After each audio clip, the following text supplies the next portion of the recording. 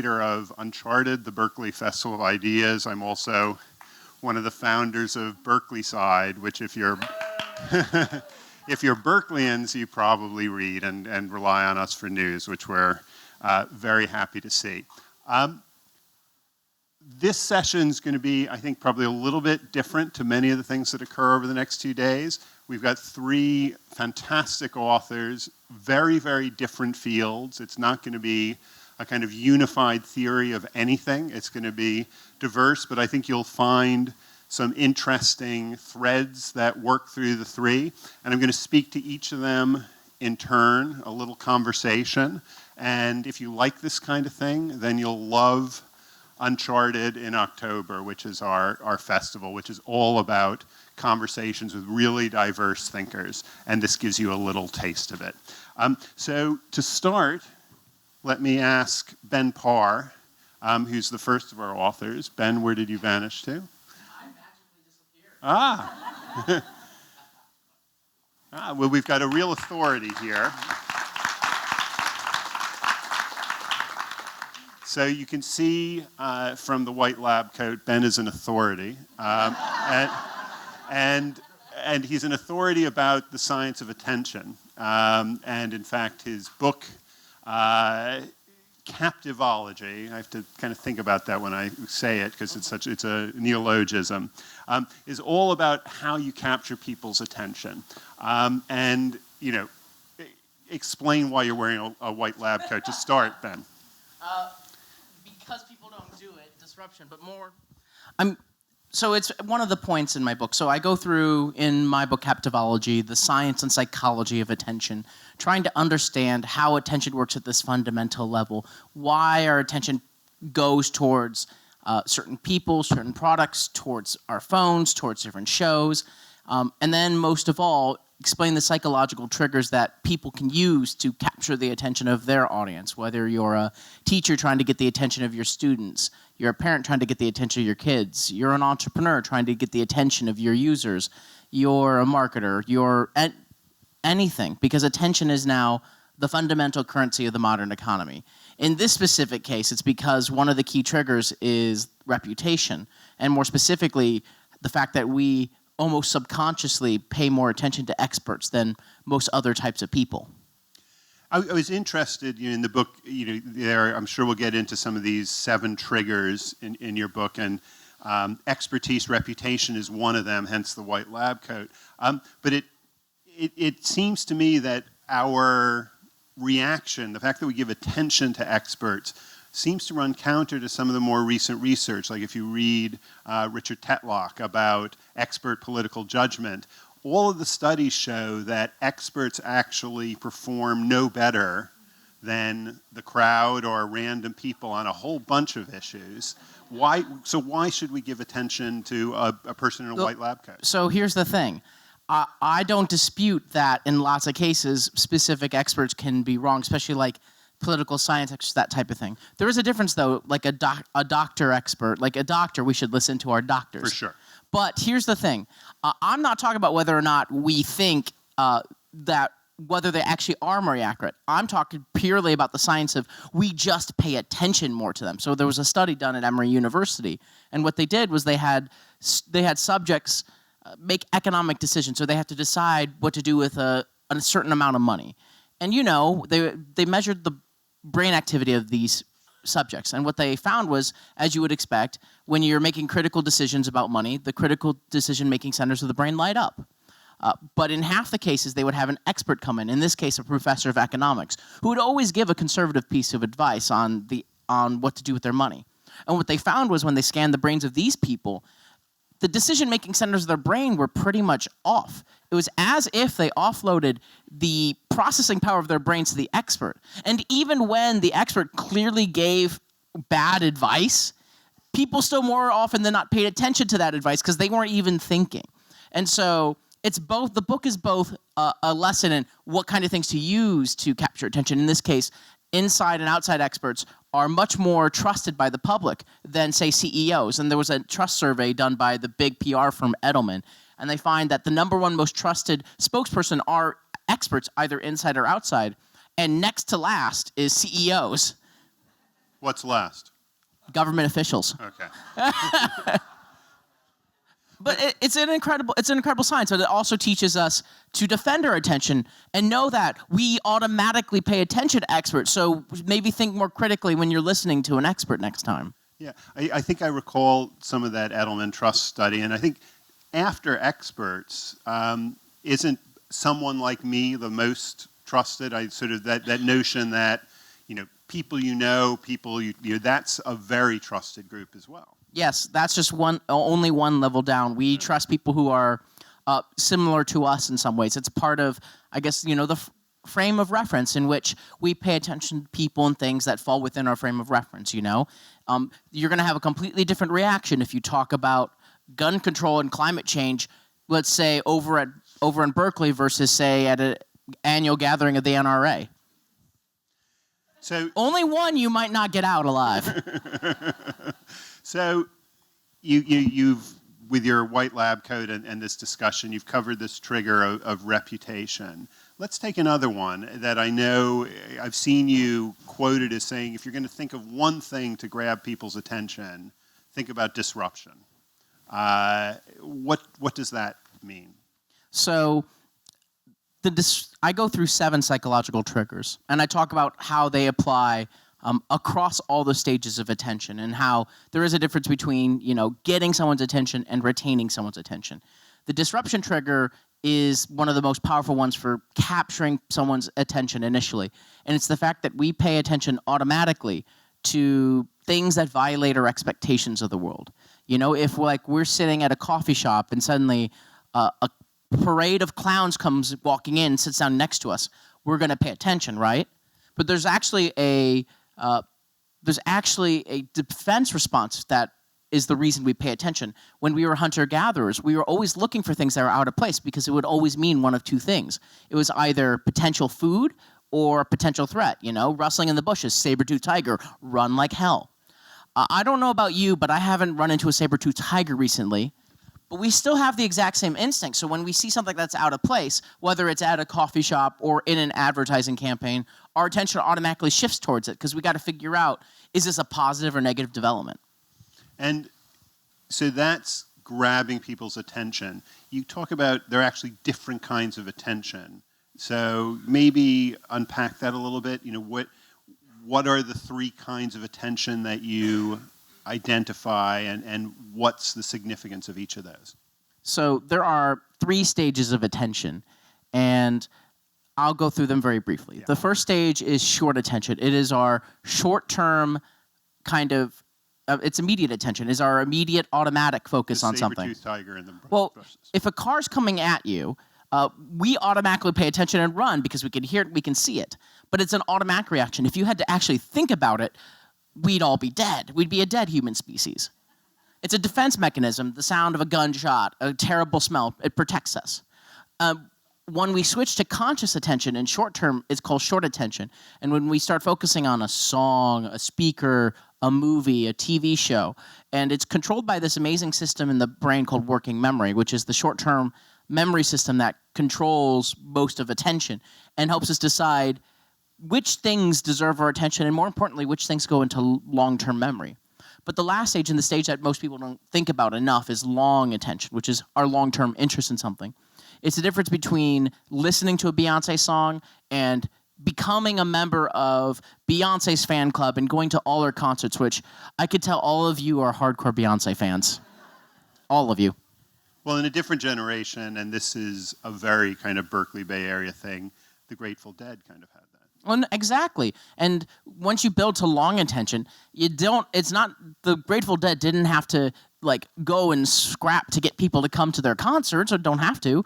They just come because they know. It's the same kind of thing with Apple and with people who build that kind of long-term relationship that they feel like they know this person or they know this brand.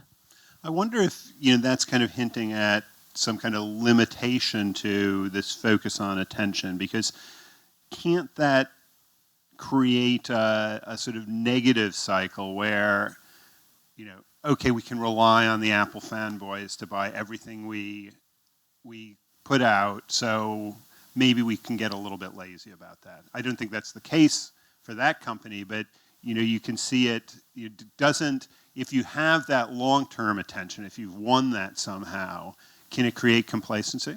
Absolutely, and then you lose it if you don't continue building that community and that relationship, And I think about, there's certain brands that have completely come and gone over the years, and there are others that have been able to grow and remain because they are diligent about building that community and building that relationship and having that identity.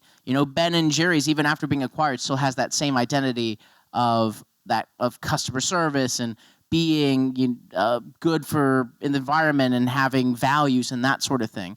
I think, but others, I had a conversation with somebody about Craftsman. They got acquired by Kmart, and frankly, their tools suck now. And it made me sad because they were fantastic and they had the lifetime warranties, and that was what they were known for. And then Kmart came in and just ruined the whole thing. And there's such a huge difference. And then that's why we have startups, and we're in the heart of startup land, where when a big brand or a big icon or whatever becomes complacent, a new upstart comes in and takes over with a better idea, a better product, with more passion, with a better connection to the current generation of consumer. I think it's really interesting. One of the anecdotes you tell in the book, which I love because I remember vividly reading the story the first time, is about Joshua Bell busking for pennies outside the Washington Metro. Paint that picture for us, and also explain the sort of counter story you tell of somebody who had a very different experience to Joshua Bell. I think it illustrates a number of the points in your book very interestingly. Raise your hand if you know who Joshua Bell is. We're in Berkeley. Exactly. Raise your hand if you know who Susan Kessler is. Exactly. So let me explain. So many of you may have heard of Joshua Bell's famous experiment with the Washington Post, where he was in a subway in D.C. for an hour, and out of over 1,000 people who walked by, 7 stayed for more than 30 seconds, and 1 person recognized him, and 3 people gave him money. And he was playing, some of the greatest pieces ever made, and he's Joshua Bell. On a $4 million instrument or something. Exactly. But one of the things I did, I wanted to understand why he wasn't able to. So what I did was I interviewed a street violinist. Her name's Susan Kessler. She's a violinist over in New York City, and she regularly plays in subways and in Central Park and that. And she gets crowds of 30, 40, 80 on regularly. But the reason she's able to do it and Joshua was not able to do it was because she knew the frame of reference of her audience and Joshua didn't. Joshua played during rush hour, which is the least effective time. People are least likely to pay attention. And he was playing right next to the entrance. People didn't have time to absorb his music. They just flew by. Susan Kessler only plays after rush hour and before 3 o'clock because she's found that's the best time. And she tries to play in long hallways where people have 15 to 30 seconds of walking to start absorbing her music. And then when they get to her, they stop and they listen and they buy her CDs and they hire her to play at their events or whatever it might be. And she's been much more successful at it, even though she's not a name that most people don't know, versus Joshua Bell. And so that frame of reference really matters, and knowing your audience's frame of reference. I think it's great, and it's so she's the virtuoso of the subway hallway, and he can be the virtuoso on the stage. It's a very interesting contrast. It's clear how some of these lessons you tell and the sort of rules you give us for capturing attention. If you're a marketer or something like that, you're going to seize that and say, "Wow, that's great. There are things good." What about for just in our daily lives, is this something that you think people should usefully pay attention to and can use some of these things? Or is it more, here's a way businesses can seize these ideas? Raise your hand if you're a parent. Raise your hand if you've ever had trouble getting the attention of your kids. Exactly right there. The book is not, there's a business angle to it, but the psychological triggers I talk about are fundamental to human nature. Regardless of culture, regardless of the cause in the industry, these triggers work across all levels, and it's up to, I'm hoping, and it's up to the reader to figure out the best way to apply it. I'm telling them, I'm explaining the science using great storytelling, using a lot of interviews, and then I'm showing ways to use it and providing suggestions. But it's up to all of you how you use it. But I've seen it at every little thing. Like you can change little things to get the attention of kids, of students, of whether you're trying to start a charity, whether you're trying to get a civic project through local government. Attention, no matter where we go nowadays, is the fundamental currency, like I said, of everything. And it is harder than ever because there's just so much information and we're all looking at our phones. And it's not that the current generation is not paying attention. It's that the phone is like the ideal psychological tool for taking people's attention away because it has so many new pieces of information, and our brains are wired towards novelty. And so you have to go that little extra mile if you want to captivate and keep the attention of whichever audience you're going for. It might be useful for you to explain your phone stacking game here. So it was my friend Milana, my dear friend, who I did it the first time with her, and basically, and I hope, has anyone ever done the phone stacking game? Know what it is? A few of you nod your heads. Yeah, right. You're doing dinner, and so if you're doing dinner with friends or you're doing dinner with family or whatever, you have everyone stack their phones in the middle on top of each other, and the first person who touches the stacker goes after and looks at their phone has to pay for the entire dinner. And it works every time. That alone is worth buying the book, I can tell from this audience. You're welcome. Thanks a lot. Ben, thanks a lot. Captivology, it's filled with kind of wonderful little... Here, I'm going to show what the book looks like to everyone. It's right there. Let me show. Okay. I'm a visual person. I know you are all too. Always come prepared. There we go. I think I'm signing right after this or something like that. I've just been told I should say that. Yes. It is not hard to find. It has my face on it. I didn't choose that. Actually, that was a HarperCollins decision. I didn't object, but goes through the science and psychology of attention. Great for whoever you or your kids or whoever needs to capture attention. Goes through the science of it. Lots of amazing interviews. Lots of interesting insights. There's my spiel. There's my shtick. Please get the book.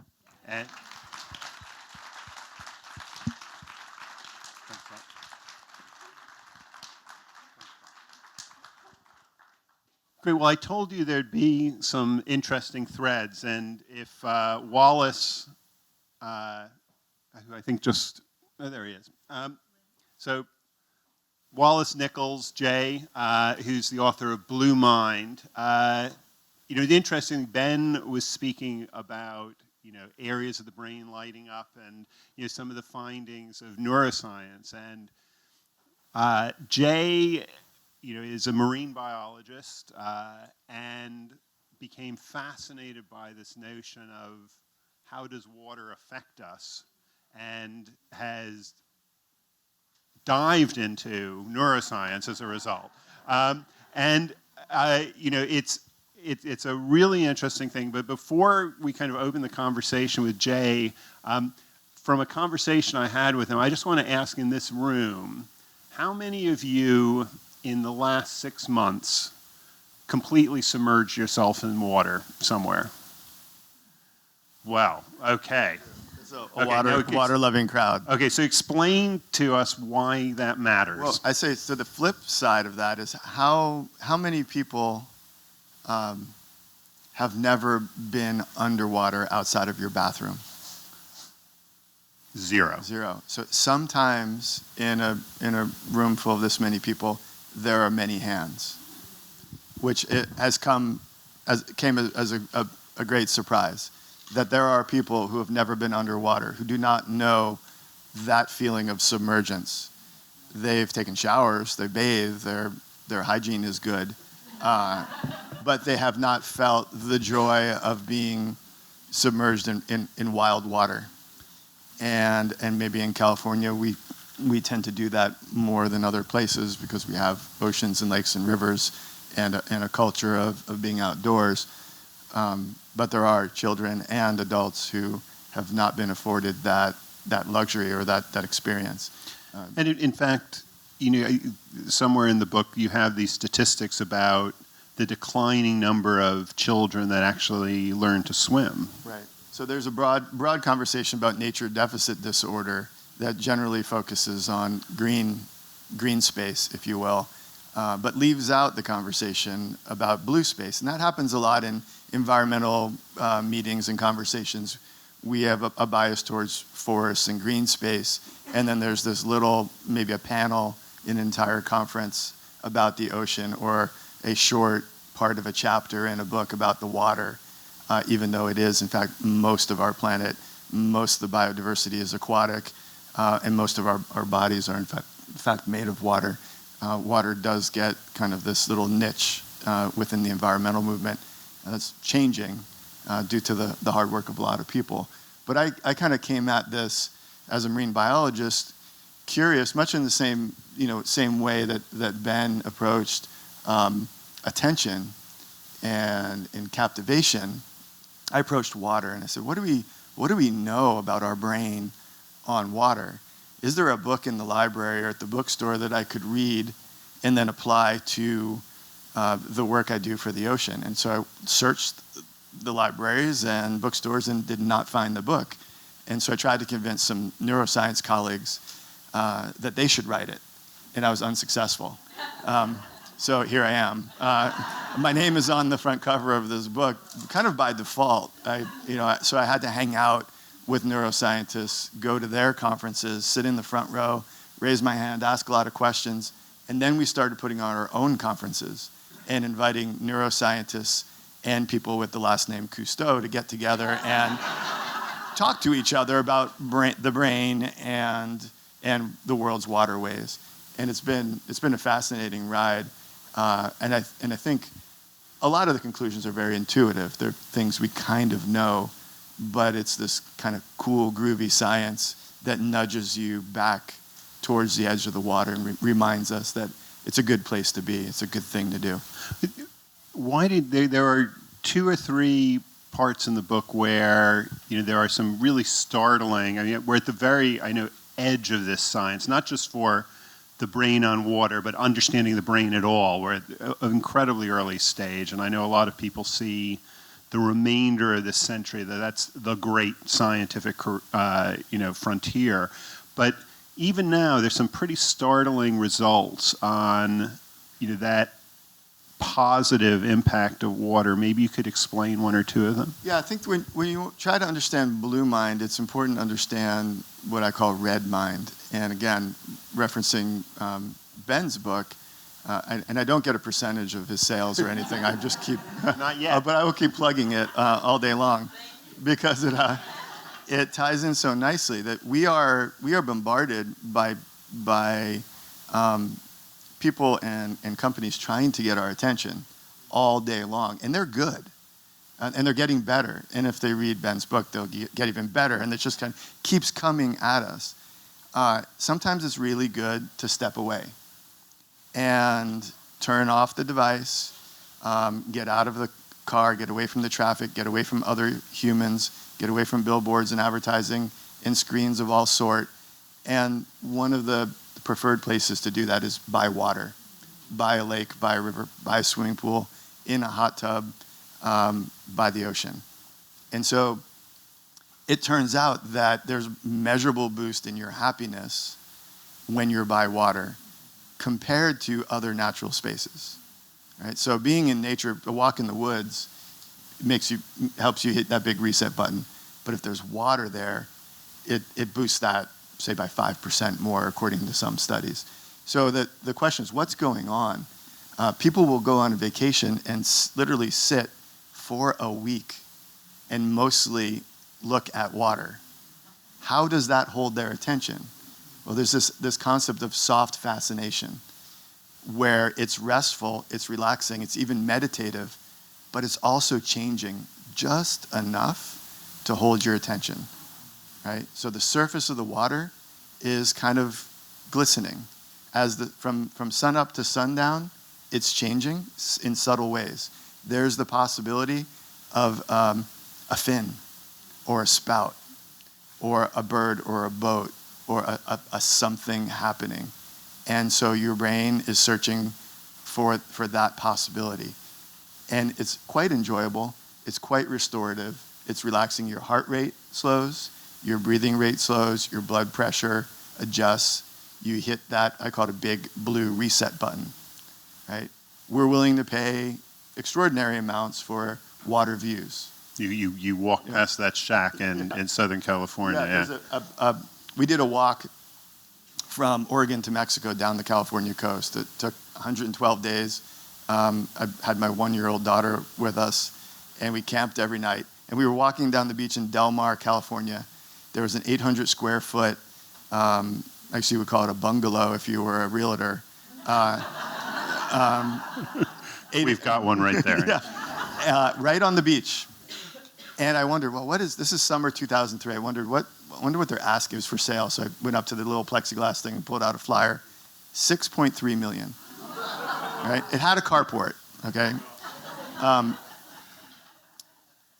And of course, it, in real estate jargon, it was a tear down, right? And it has been torn down and rebuilt. And now it's probably worth closer to 10 million. But the second row back, like 50 feet further away from the ocean, the price of those homes drops by an order of magnitude, meaning a tenth. So you go from 10 million to 1 million in one row. So there's something about that front row that contains this premium that turns out if you add them all up, we're talking billions of dollars of premium. And if you ask people, hence the plot of, what is it, Superman 2, where Lex Luthor's going to explode a bomb and all of California is going to fall into the sea, and he owns all the land in Nevada, and he'll have oceanfront property. And that's and the $1 trillion premium that comes with that property. So you kind of go, okay, there's this $1 trillion premium globally. What is driving that? If you ask people, why are you willing to pay 10 times more for that view and that to be in the sound shed of the ocean? They don't know. They don't really. I like it is pretty much the best answer you get. I want it is the other answer. I will pay 10 times more, but they don't know the neuroscience of why they're doing it or really care very much. But it's such a huge premium, and it connects to our tax base. It's a driver of the coastal economy. Fascinating. But the answer, the biggest purchase of their life, the premium on it, which is the biggest part of that biggest purchase, they don't really understand why they're paying that much. But they are willing to do it if they've got that money, even if they don't have the money. And that's interesting. So back to the story these questions were fascinating and bringing together some of the people much better equipped to answer them than I am, neuroscientists and psychologists, and throwing questions out on the table that have never been asked before, and then listening and writing about it was sort of the way the book came together. Now that's about the value of contemplating water, whether it's the ocean or a lake or a stream. There's something else, it's something even more powerful you talk about actually, engaging with water, whether it's swimming, surfing, diving. What's the extra bit that gives you? Yeah, well, it turns out that when we're exercising, our brains are at their best. And that's been studied, and you've probably heard that before. It was a new idea 15 years ago. But now it's sort of a mainstream idea. When you're exercising by water, it's even better. And it turns out if you're exercising by water with those you care about, with those you love the most, it pulls you together. Whether that exercising is a walk on the beach or just hanging out on your surfboard or paddling around, or what I love to do with my daughters is put them on my back and we do something called the turtle ride. And they just hold on and we dive underwater. And then we come up, and I did that with my father. And I imagine he did it with his father. And my daughter came home from kindergarten and had written one of her first sentences, and it said, they prompted the kids with, "I like," and then fill in the blank. And it said, "I like swimming with my father." That's what she chose to write as one of her first sentences. And I remember she handed that to me, and I said, "Me too. I love swimming with my daughter." And it's among the best experiences. You could just run through your life and think of the best times. Often they involve water. Often they involve water and those you care dearly about from the beginning to the end of life. And so there's these water-based activities are really important beyond just the calories we burn, the fitness aspect, the hygiene and the hydration aspects. It's the cognitive, emotional, psychological, and social, and people say spiritual. Sometimes I don't use that word, and sometimes I do, because it can derail people from the conversation, particularly scientists. But it really is part of the best version of ourselves, is having that water time. And so whatever the activity is, however you engage with water, and there are so many different ways to do it, make it a real part of your life and get back to it. Do it a little bit more. The book is maybe a nudge to remind you to grab somebody maybe who's never been underwater, ever. Really to grab their hand and take them. Tell the story about the kids you took from an Indian reservation in Arizona to the Sea of Cortez. So I did my PhD at the University of Arizona in marine ecology. Sounds strange, but which it turns out is a great place to do it, because you kind of have a little boost of passion when you're in the desert to get back to the water. And so we would go to the Gulf of California, the Sea of Cortez in Mexico quite often. And one of the programs I was involved in as a side project as a grad student was working with the Tohono O'odham tribe and bringing kids who were part of a tradition of pilgrimages to the ocean from the desert, but who had never been to the ocean. And so on this one field trip, a group of high school kids who had never been to the ocean. And so we drove to Mexico. We hit the beach, and I realized we had masks and snorkels in a big mesh bag, and I realized that many of the young men did not own shorts, and so they did not bring shorts, let alone swimming suits. And so they were wearing sort of chino pants, and so I got out my pocket knife, and we all cut our pants off.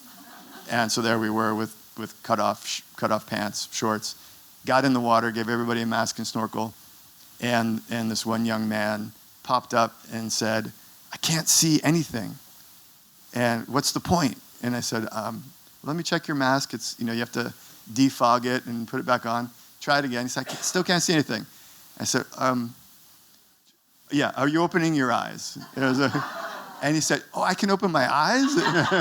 and I said, "Yeah." And so he went under, opened his eyes, and then he came back up, and it was a glorious moment. A huge door had just opened into his world that he had no idea existed. And he kind of screamed with joy, enthusiasm, and then basically disappeared for the next 2 hours underwater, and just was exploring the small corals and the fish especially, but just in his body, on his planet, underwater for the first time. And it reminded me that's not to be taken for granted. That access is what we are fighting for. Physically, to be able to do that, to be able to get to the water because you're allowed to, because it's a public resource. But also when you get there, to be able to touch the water because it's healthy.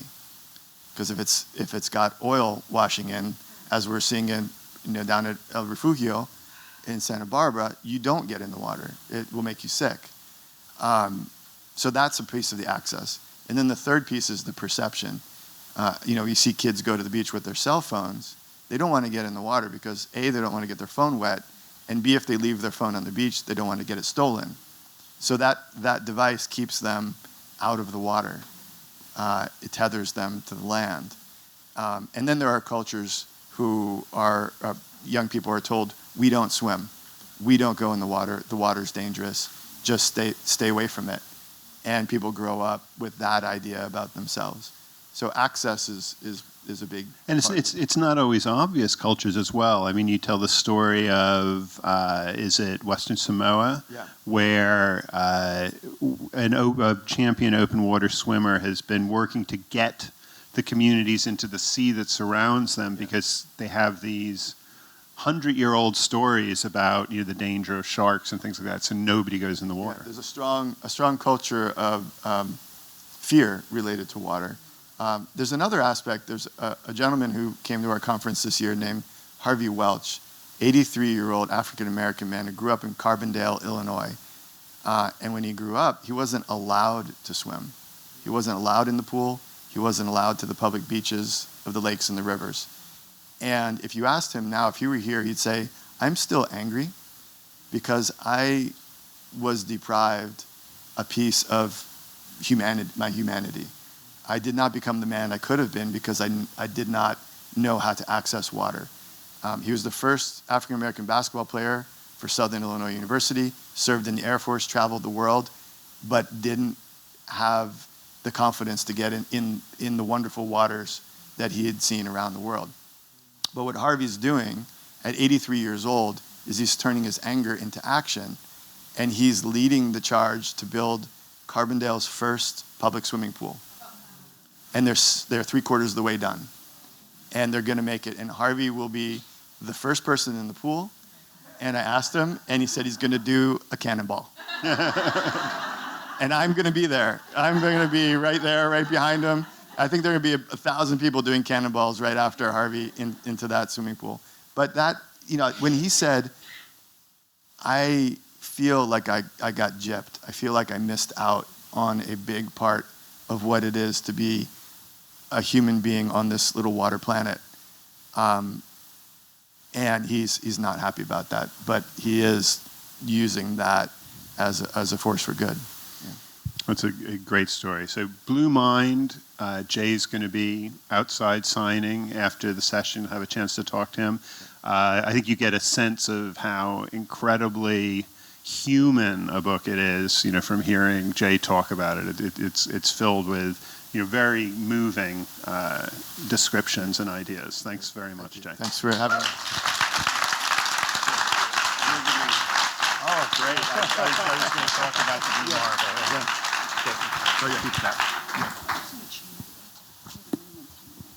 Okay, we'll be running a little late because we started a little late. But okay, so now Rob Forbes, who is going to show us some things, and then we'll have a bit of a chat with him. But Rob's book is See for Yourself, a visual guide to everyday beauty. And let me turn it over to Rob, and look forward to the presentation. Thanks. Yeah. So I'd never heard of these two other authors before coming down today, and they seem entirely relevant to me. I grew up on a beach, and I go in the water all the time, and every weekend I head out to Stinson and get full immersion from surfing and stuff like that. So, and my entire book is really about what I pay attention to in Captivology. So all that's great stuff. Now, I can I ask, let me see how I get this to work up here. View, presentation, slideshow. Wait a minute. Wait a minute. No? It's a picture book, so without having visuals, there are some particular challenges. That's connected. Eccolo, okay. Can I just ask you also, how many of you, this isn't a loaded question, are actually involved in some area of either design or visual thinking? Okay, we got a good number. I didn't know. And how many of you have heard of George Nelson? Okay, he's like the David Brower of design or something like that. Anyway, how much time do you want me to spend on this? Because you're a good conversationalist. You want me to? 6 or 7 minutes. Okay. So the person the book is not entirely original. A great guy named George Nelson, very influential to me, had a book called How to See that was published back in the 70s, largely an attempt to educate the Department of Health, Education, and Welfare towards visual thinking. It got me thinking about, coming from a background of being a potter and a designer and a chair kind of guy, it got me thinking about design out in the public context.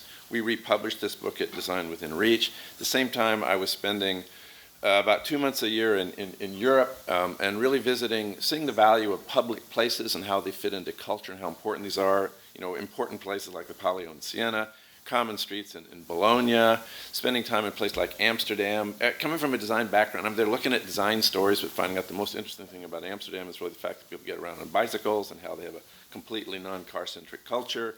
Watching in Europe over the last 10 or 15 years the livable cities movement and the change in urbanization and how people are thinking very differently about the city. So these bike share programs are ubiquitous. And then coming home to my neighborhood in San Francisco and recognizing the importance of sidewalks. This is just in North Beach, or how public space is used by all different forms of people. It's one of the few areas where we engage with all different segments of society, regardless of background economics. It's where public protests occurred, all that kind of stuff. So I became a kind of a product guy that started looking at the importance of cities and also how our cities were eviscerated and largely, really, a lot of the modern design movement was fairly destructive to our urban environments. Okay, I'm going to go through this fast. The book is divided into a bunch of different chapters about how I think visually, but what the book is really about is kind of finding beauty in common stuff. And why I'll stay away from why unintended design often more than compelling, and being present and curious in what things we actually pay attention to, and then talk a little bit more about our cities and why I think important. So the book begins with me walking down a mall in Seoul, Korea, and I'm in this retail world, and like I say, all this attention that's spent making stuff look really good, and there wasn't much stuff, typical mall, but I found this bin that was just thrown outside with some nail polish. And just thrown out in the street like a farmer's market kind of thing. And it was a very compelling visual to me, just in terms of pattern. And I began thinking about pattern. And years later at a fish market, at the end of the day in Panama, I saw something that reminded me of this. And I began thinking about pattern. It turns out that I guess 95% of our mind is connected with making patterns. And I bet this thing that deals with how we pay attention to stuff is related to connections that it makes. But I began thinking about design outside of your typical retail context, and I began looking also for trashy stuff that I could make look pretty by the way in which you compose it with a lens. So this became kind of a crusade for me. So so if I compare these tennis shoes to say, here's a design store camper, they do great shoes. This is how a design store will want you to look at shoes, okay? And they're really nice shoes and all that stuff. And that's the stuff that typically you pay attention to as a designer.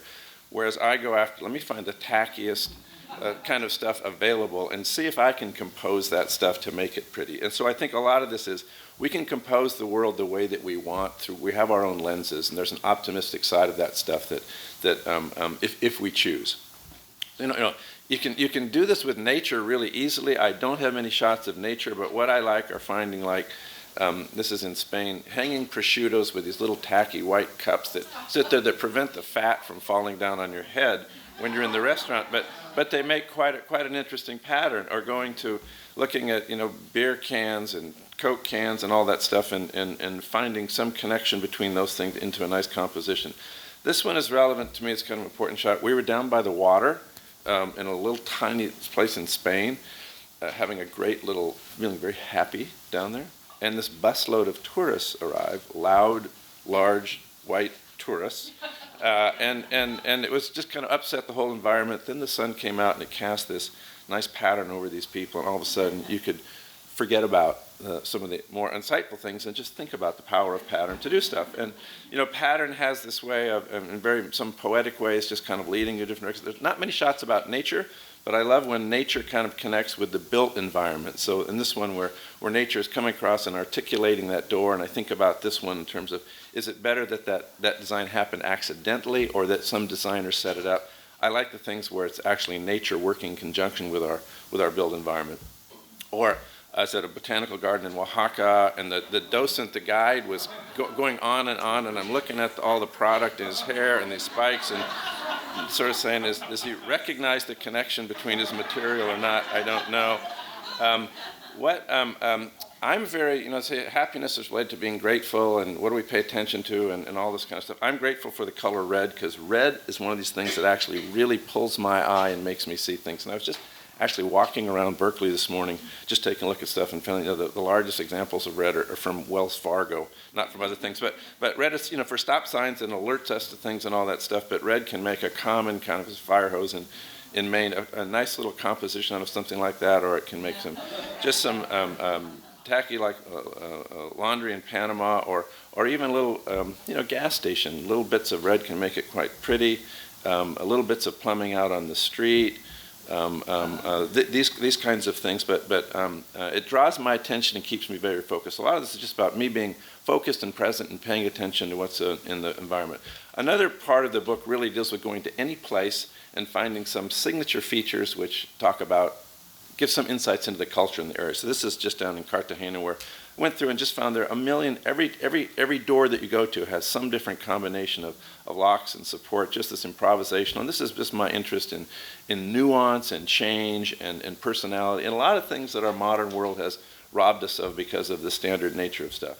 I like to pay attention to fixtures in the built environment. Am I doing all right? Okay. Yeah. A couple of minutes. So benches, and what I've found in looking at public seating is that typically people use it in the way that it wasn't intended, and that we're not too smart at that. And whether you're in Milan or Santa Cruz, people always kind of sit on stuff that wasn't supposed to be there. One of the best big blocks of stuff, there's a wonderful, if you ever, the High Line in New York is to me one of the greatest examples of public seating that actually works, and that's where you go and sort of say the benches out there don't really work that well, but other stuff does. And just below the High Line, you'll find on the street another example of how we approach public seating. Mobile seating in Havana, not so much. People carry around their own chairs with their initial on them. This is some mobile seating, just recently being in Sevilla, Spain. This is just my connection to the importance of public place and how I think it's not as obvious in the U.S. We have it when it comes to public parks, but if you take places like the Ferry Plaza or any place in San Francisco that largely came about through the result of the Loma Prieta earthquake and opened up a bunch of different public spaces. But our sensitivity, or now you sort of think about wonderful Hayes Valley where we're located and how we built bridges and all this stuff over our urban environments, or the irony that working in South Park, progressive, hip San Francisco hood, but it's really like a parking lot, and the south part of Market is kind of the Soma area is large, wider streets than any place in Europe that largely goes unused for most of the days. I don't spend much time in Berkeley, but I do. Our warehouse is over in Jack London Square, and I come over the bay, and I can talk a lot about bridges and finding beauty and these simple cranes and finding these wonderful ships that carry things and looking at this one and recognizing that, like years before I had found these hazardous waste cans in Panama, same color as the ones that are on the ship. And a lot of this stuff is whimsical, and I'm not sure what meaning it has, but it carries my attention. So thanks.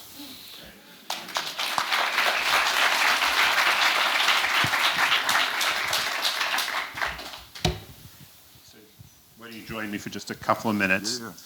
They're telling me they want to get the next session in here not too far from now, and I'm aware of that. But I want to ask you a couple of things. The importance of seeing and kind of the ability to sort of spot those things, do you have any sense, with the growth of things like Instagram, do you think there's a new generation that is learning to see in a different way, or is it something that you think is still a rare skill? I really don't have an answer for that, and I think about it a lot because the ubiquity of images and how people are communicating that way is completely different. But the degree to which it's lending to sophistication, I simply don't have an answer for it. Do you have an opinion about that? I suspect it's a minority that's using it, but I think Instagram in particular has led to this explosion of people, almost the bad side is they're competing to see, to be better at seeing things. But I think Right. it's leading to a lot of very creative observation. I think it's probably, in general, it's probably true. I guess I see more of the fact that design thinking and that visual thinking and design has become part of common business parlance. It wasn't even 15 years ago, so people are paying attention a lot more to the importance of stuff like that. Yeah. Okay, so your book, it's a wonderful tour. There are clearly touchstones for you, and Italy particularly comes through over and over and over again. San Francisco, your own city. If for the people here, if there was one place you could say, this is the place to go to really find endless sources of inspiration as you walk around, as you wander, as you try and see, where would you recommend? I don't have an answer for that. It's like saying what's the best restaurant to go to or something like that. I think for me, and someone could say, hey, they get far more inspiration by walking on a beach. I understand that connection to nature too. I would probably say the places that have the greatest amount of texture and some history and patina that way. So I would probably say it's probably hard to beat a place like Rome, but I think the clever person can probably find it in their community in Berkeley, wherever they are. That anything, if you look at it closely enough, becomes pretty interesting. Yeah. It's absolutely great. So it's see for yourself. Again, Rob will be out here signing books. You'll have a chance to talk to him. I'm being rushed off stage here, so thank you very much. Thanks to all our authors.